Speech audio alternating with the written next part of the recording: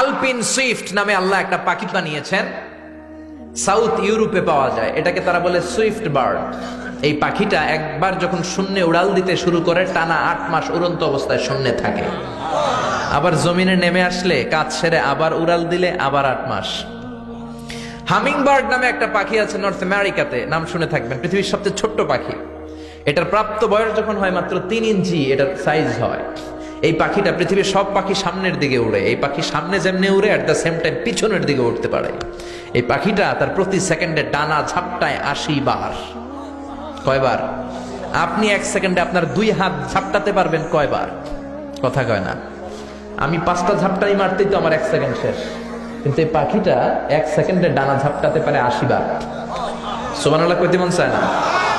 হোমা বার্ড নামে একটা পাখি আছে, যে পাখি উড়ন্ত অবস্থায় ডিম পেড়ে দেয়, আর ওই ডিম জমিনে পড়ার আগেই ডিম ফুটে বাচ্চা বের হয়ে ওই বাচ্চা উঠতে শুরু করে দেয়। এজন্য আল্লাহ বললেন আওয়ালাম ইয়ারা ইলাত তায়ির, নাস্তিকগুলোকে পাখির দিকে তাকায় না।